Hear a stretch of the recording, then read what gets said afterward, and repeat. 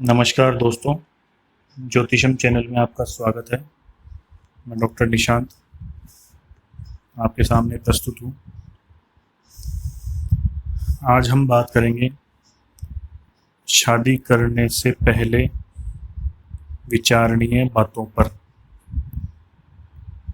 ठीक है कि कितने गुण मिलने चाहिए, किस तरह कुंडली मिलानी चाहिए, किन किन चीज़ों का ध्यान रखना चाहिए।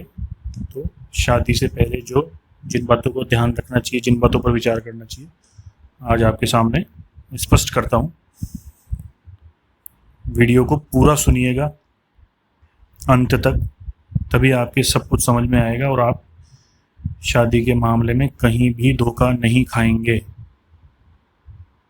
ठीक है, आपको किसी भी तरह की परेशानी नहीं होगी। देखिए, शादी से पहले लड़का और लड़की दोनों ही यह सोचते हैं कि शादी के बाद उनका जीवन कैसा रहेगा। उनका पूरा समय इसी असमंजस में निकल जाता है कि परिवार के लोगों का व्यवहार मेरे प्रति कैसा रहेगा और मुझे उनके साथ कैसा व्यवहार करना है। शादी के बाद हर लड़का लड़की का नया जीवन प्रारंभ होता ही है। अनेक नवीन जिम्मेदारियां भी आ जाती है। उन जिम्मेदारियों को दोनों को कंधे से कंधा मिलाकर पूरा करना चाहिए, तभी जीवन सफल हो पाता है। यदि लड़का सिर्फ अपने बारे में सोचे और पत्नी के बारे में ना सोचे, या लड़की अपना सुख देखे और अपने पति या ससुराल के बारे में न सोचे, तो पति पत्नी के बीच में मतभेद होने लग जाते हैं। यह वास्तविकता है। लड़के को सबके बारे में सोचना पड़ता है। उसे परिवार को भी खुश रखना होता है और पत्नी को भी खुश रखना होता है। इस कारण उसे अनेक बार पत्नी से बुरा भी बनना पड़ता है। जब लड़का अपने परिवार का ध्यान रखता है तो यह बात उसकी पत्नी को बुरी लगने लग जाती है। आजकल की लड़कियों की यह स्थिति है कि तुम तो अपने माँ बाप की ही बोलते हो या अपने माँ बाप की ही सोचते हो, और वह झगड़ा करने शुरू कर देती है, जबकि उसको ऐसा नहीं करना चाहिए। जो लड़का उसे शादी करके अपने घर में लाया है, तो वो इसलिए ही लाया है कि वह लड़के के साथ मिलकर उसके परिवार को संभाले और उनका पालन पोषण करे, माँ बाप की सेवा करे। क्योंकि वह परिवार जितना लड़के का है उतना ही लड़की का भी हो जाता है। जो माता पिता भाई बहन लड़के के हैं वो ही लड़की के लिए भी हो जाते हैं। यह बहुत गहरी बात है जो समझने की है। अगर गंभीरता से सोचा जाए तो ये दिमाग में बैठ जाएगी आपके। देखो, शादी से पहले गुण मिलाए जाते हैं सुखी दाम्पत्य जीवन के लिए। वैवाहिक जीवन में सुख देखने के लिए 36 में से 18 गुण मिलना माना गया है कि 18 गुण मिलने पर शादी कर दी जाती है। 18 गुण मिलते ही दोनों की जोड़ी शुभ मानी जाती है। परंतु गहराई में जाकर देखा जाए तो क्या सिर्फ 18 गुण मिलना ही ठीक होता है, या दोनों के दिल भी मिलने चाहिए? यदि दोनों एक दूसरे को दिल से पसंद नहीं करेंगे तो दाम्पत्य जीवन सफल कैसे होगा? अनुभव में देखने में आया है कि शादी से पहले गुण मिलने पर भी लड़ाई झगड़े, विवाद, तलाक, अलगाव, आत्महत्या, हत्या आदि देखने को मिले हैं। तब लोग कहते हैं कि गुण मिलाने पर भी शादी टूट रही है, तो फिर ज्योतिष का कोई मतलब नहीं है, ज्योतिष व्यर्थ है।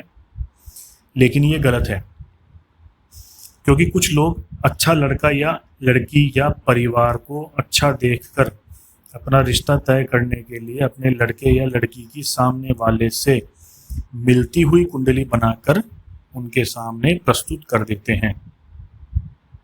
कैसे करते हैं? जैसे मान लीजिए आपका लड़का है और लड़की वालों का रिश्ता आया, तो आप देख लिया कि लड़का बहुत अच्छा है, अच्छा कमाता है, अच्छी नौकरी है, घर का मकान है, सिंगल फैमिली है, तो वो आपसे आपके लड़के की डिटेल मांग लेंगे और उसमें अपने लड़की की ओरिजिनल जो डिटेल होती है, कुंडली होती है, उससे मैच करके देख लेंगे या दिखवा लेंगे किसी भी ज्योतिषी से, क्योंकि ज्योतिषी के बिना ये संभव नहीं है कि किसी की गलत कुंडली बनाई जाए। उससे बनवा लेंगे, मिलवा लेंगे कि कोई दोष तो नहीं है। यदि दोष होगा तो अपनी बेटी की कुंडली में कुछ हेर फेर करके, टाइम में या डेट में कुछ हेर फेर करके, या अपने लड़के की कुंडली में, मान लो लड़की कोई अच्छी मिल जाती है तो अपने लड़के की कुंडली में हेर फेर करके उनसे मिलती जुलती, मतलब कोई भी दोष नहीं हो ऐसी टाइम डेट वाली कुंडली बना करके वो उसे उनको दे देते हैं। लड़के वाले भी विश्वास कर लेते हैं कि ठीक है, क्योंकि कई बार संपन्न लोग इन चीज़ों पर विश्वास नहीं करते हैं क्योंकि उनके जीवन में किसी तरह की परेशानी नहीं होती है, तो उनको किसी की सहायता की आवश्यकता, ज्योतिषी अथवा जन्मपत्री की सहायता की आवश्यकता नहीं पड़ती है। बहुत जगह तो केवल नाम मिलाकर ही शादी कर लेते हैं, नाम नहीं मिलता है तो नाम बदलकर जबरदस्ती शादी कर देते हैं, लड़की का नाम बदल देते हैं। इसमें परेशानी तब आती है जब कोई एक पक्ष मांगलिक होता है और वह गलत कुंडली बनाकर मांगलिक योग को छिपाकर शादी कर लेता है। वे ये सोचते हैं कि किसी भी तरह से बस एक बार शादी हो जाए, फिर बाद की बाद में देखेंगे।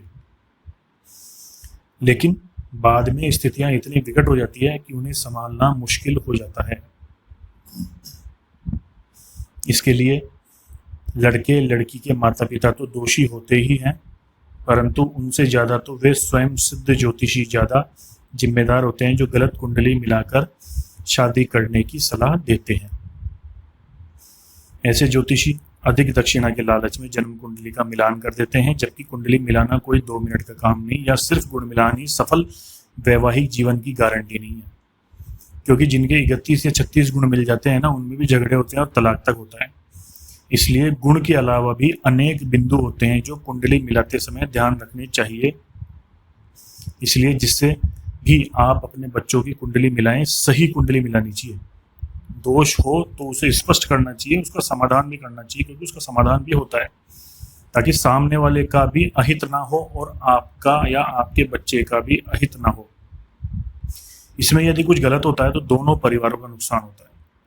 इसलिए आपको किसी भी तरह के लालच में आकर गलत कुंडली नहीं मिलानी चाहिए, क्योंकि शादी तो हो जाती है गलत कुंडली मिलाने के बाद में।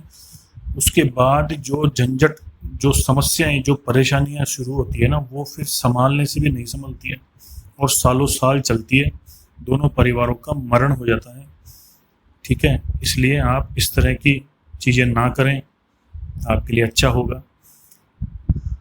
अगले वीडियो में आपको बताया जाएगा कि पति पत्नी के बीच में झगड़े किस कारण से होते हैं, कौन से सामान्य कारण हैं जिनकी वजह से दुनिया में हर पति पत्नी के बीच में झगड़े होते हैं, तथा कुंडली मिलाते समय सामान्य रूप से सामान्य व्यक्तियों की कुंडली मिलाते समय किन किन चीज़ों का ध्यान रखना चाहिए, कौन कौन से भाव दोनों के देखने चाहिए, कौन से शुभ होने चाहिए, कौन से ग्रह शुभ होने चाहिए, ये सब चीज़ें आपको अगले वीडियो में बताई जाएगी। अपना प्यार और समर्थन इसी तरह देते रहिए। इस वीडियो में आपको कोई बात कहनी हो तो आप मुझे ज़रूर कमेंट करें, वीडियो को लाइक करें, चैनल को सब्सक्राइब करें और वीडियो को अपने सगे संबंधी और रिश्तेदारों तक ज़रूर शेयर करें, ताकि वो भी इस प्रकार की किसी भी समस्या में न फंसें और सावधान रहें और अपने बच्चों का जीवन सुखी रख पाएं। धन्यवाद।